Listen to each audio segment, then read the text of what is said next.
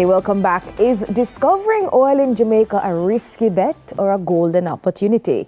Economist Dr. Damien King shares his perspective on the potential implications of tapping into this resource. Dr. King, good morning. Morning, welcome. Dr. King. How are you, sir? Good morning. I'm well, thank you. Thank you for being here, Dr. King. King, you've mentioned the risk of the resource curse. So if Jamaica discovers that, we have commercially viable oil, could you explain what exactly the resource curse is? What does that mean? Okay, here's where I want to start. If I were to say to you both that the children of wealthy adults who get a large inheritance tend to be less innovative and less hardworking than youth who are raised in hard scrabble circumstances, would that surprise you? No. No. Well, it turns out the same thing is true of governments. That governments that sit on free income, whether from oil or from any, easily accessible natural resource, turns out to be less concerned about creating an economic environment that is propitious for economic growth than governments who are forced to do so. In other words, for a government to have income, it can try its best to allow for innovation and hard work so that it can tax a part of it and get income. Or if it has a free resource, it can just pull from that, and then it has no obligation to create, wealth-creating circumstances.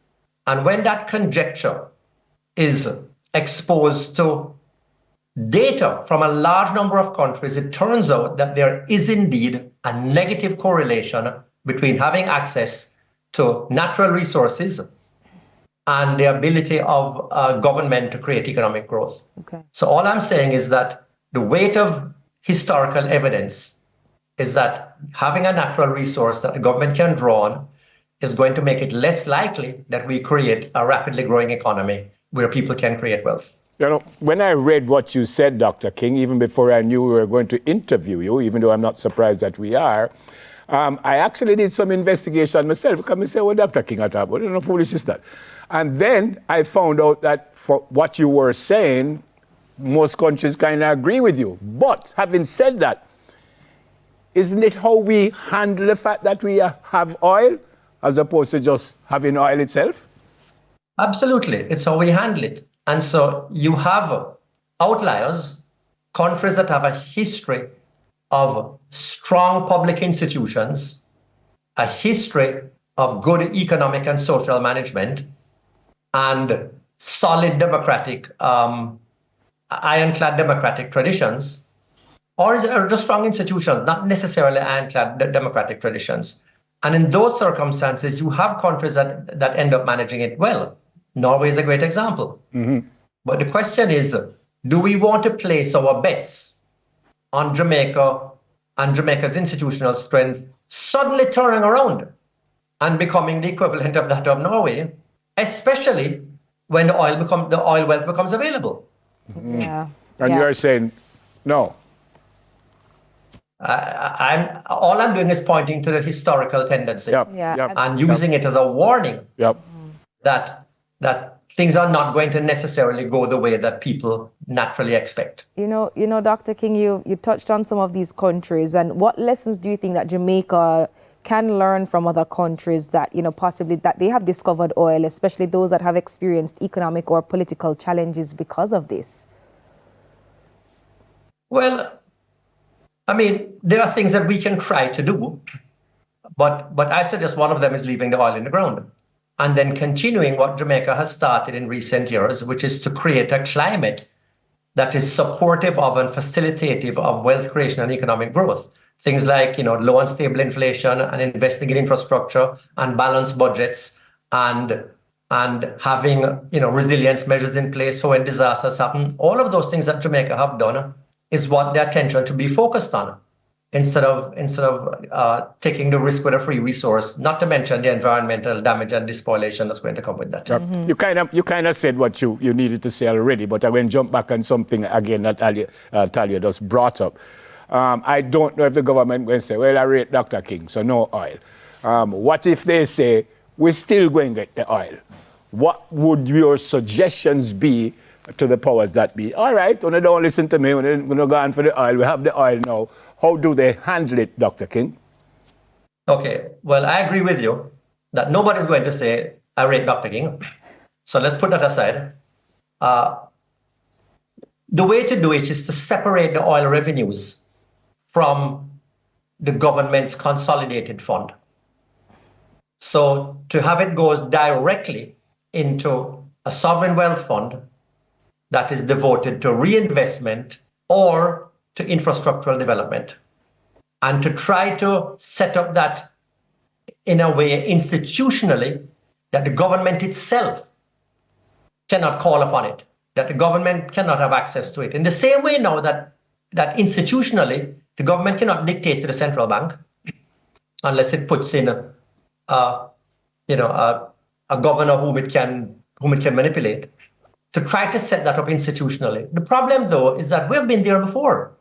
In the 1970s, when we instituted the bauxite levy, that was put into a separate fund called the Capital Development Fund. And what happened immediately was the government started drawing from the Capital Development Fund to put it into the general consolidated fund so the government could spend it. Mm-hmm. So it's a difficult thing to protect against.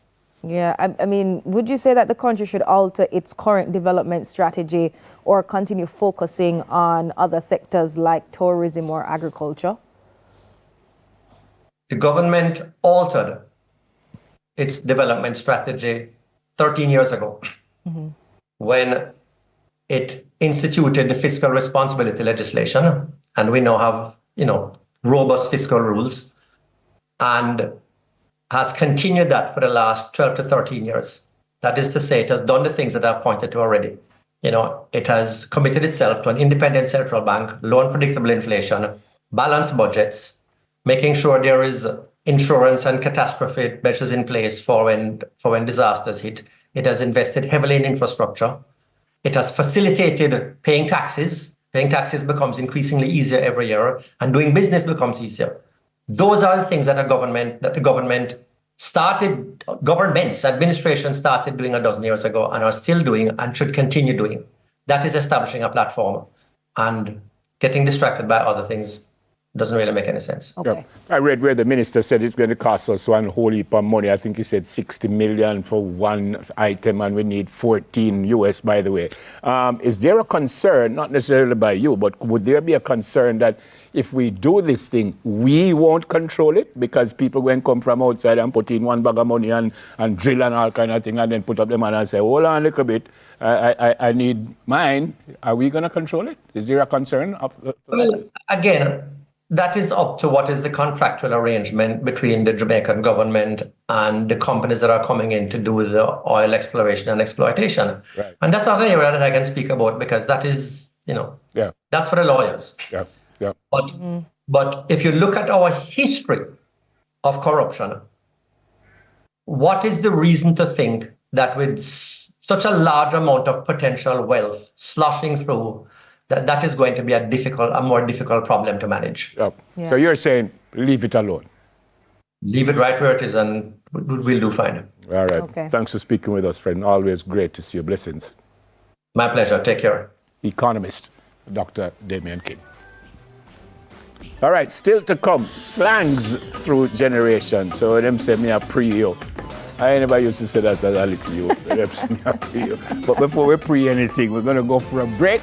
Then we'll have the second edition of News in 5, and then we continue with our Smile Jamaica this morning. Soon come, folks. Stay with us, please.